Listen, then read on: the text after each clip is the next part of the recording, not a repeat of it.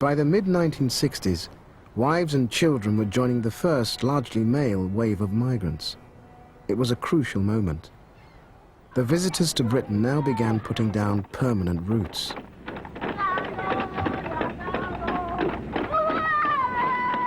Now I want you to repeat the promise after me. I promise. I promise. To do my duty. To do my duty. To God. To God. And to the Queen. And to the Queen. By this time, people started to have children. So, you know, the notion that they're suddenly going to pull up sticks and go was over. They were here to stay. I cannot tell you when I decided I wasn't going back. I fooled myself. Not this year, next year, not next year, but perhaps the year after, I'll feel like it. And I suspect that's true of many, many families.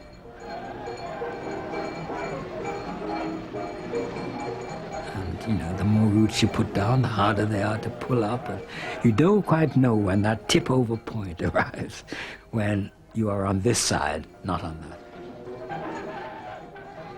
Migrants are very special kinds of people. They take calculated risks. And they did take a long-term risk on especially their children's future. If we can hang in here for long enough and stare them out and make a little space for ourselves, the kids will inherit a better long-term life for themselves. I am W-O-O-O, and I'm still here again. As the realization dawned that Britain was part of the long-term future, West Indian families began to look at their place in British society quite differently. And they could see a dramatic parallel of their own experiences as the civil rights movement took its grievances onto America's streets. We felt as oppressed. We felt as discriminated against. We felt as angry in many ways. But we didn't have clear ideas about what to do about it. I still have a dream this afternoon. When King emerged and began to talk in more concrete terms about how to approach the business of equality, it made a lot of difference to a lot of people. Black political action in Britain found its first focus in 1963 in Bristol, where the colour bar was still a fact of everyday life. I was teaching in Bristol, and I was doing youth and community development work. What I now was really witnessing, the discrimination that was rife, where you couldn't go into bars without being told we don't take black people. Then there was finding a place to live, where I found 5 or 6 people living in one room. And often you had no Irish dogs, children, blacks need apply.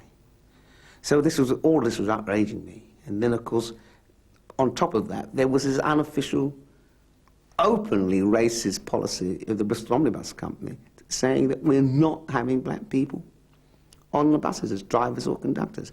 We intend to go on engaging white labour rather than coloured labour. And another thing at Bristol is that we have quite a large number of female conductresses who are very proud of their job here, and I'm afraid that if we did start engaging coloured people while we can still get white people, that a lot of these white females would be leaving the job to go to other work in the city. You must remember, there were no laws protecting black people against discrimination. Nothing at all. And it was at the time when Luther King was marching, and students down in the South, Alabama, were marching for freedom against discrimination and racism, that I felt something had to be done in Bristol. And then the idea came, a boycott.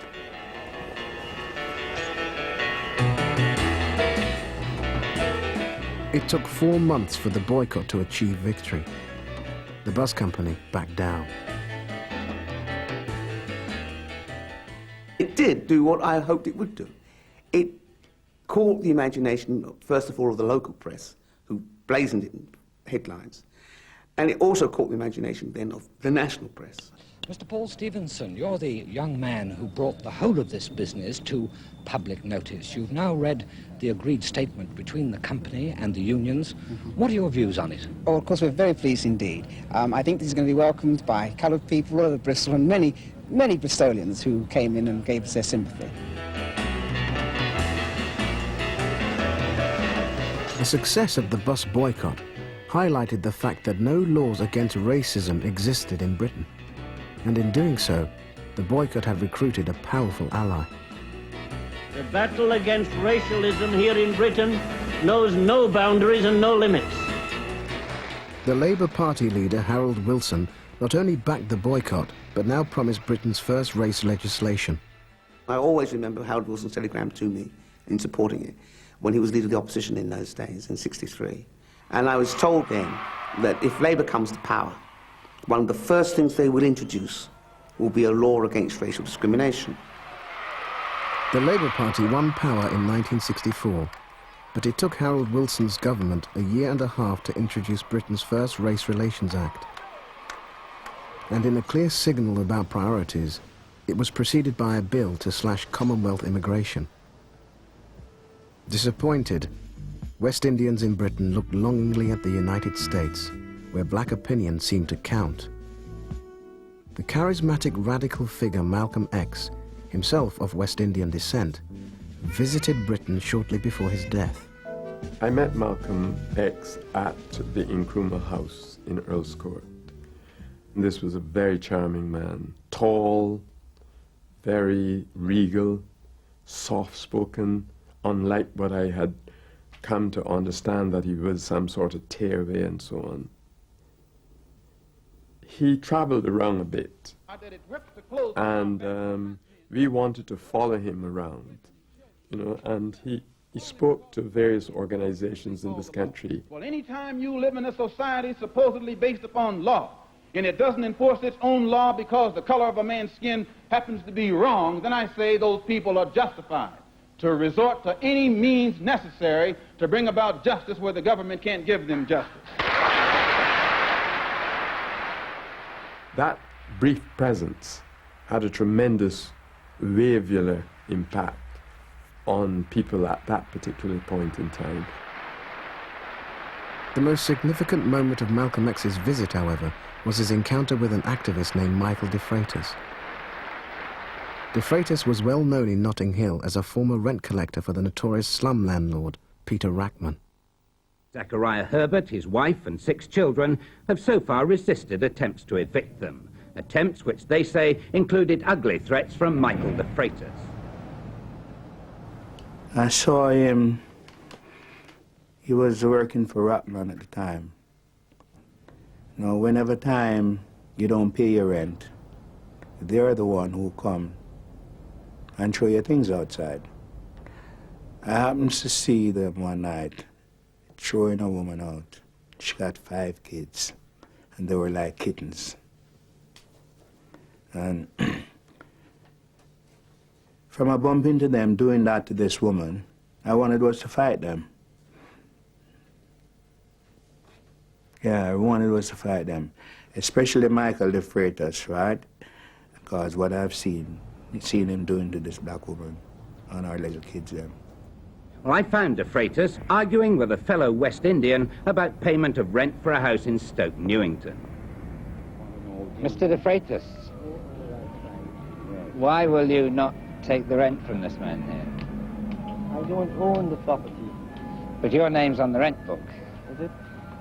Well, you know it is. We can probably show it to you. Come here, Mr. de Freitas, because I need to know the facts about this. In around 1958, he walked into one of the New Left offices. He sort of came in to make a confession. We had been active in Notting Hill, and he'd seen us moving around, trying to organize tenants. And he came to say, I am one of the people hustling black people out of accommodation, and I work for a man called Rackman. And can you tell me how I can stop working for white landlords who are hustling black people and start working for black people? I mean, it was a story like Malcolm X, you know, a kind of conversion of a street hustler into a sort of political activist. Now flirting with radical black power politics, de Freitas met Malcolm X in 1964 and changed his name to Michael X. When Malcolm X came here, he found Malcolm and called himself Michael X. And the press was always looking for a line, so Malcolm and Michael. And he became a black Muslim in the twinkling of an eye from a Roman Catholic. What was beginning to happen was that the British media wanted an articulate political voice to tell them what the black community was thinking. And Michael X had, was very articulate, had the gift of the gab, and he could see that there was a role of kind of local leadership combined with media visibility for him, and he took that and set up this organization. The organization was the Racial Adjustment Action Society, known as RAS. Although its membership was small, Michael X's gift with a soundbite would make him the best-known black figure in British politics, and also the most controversial.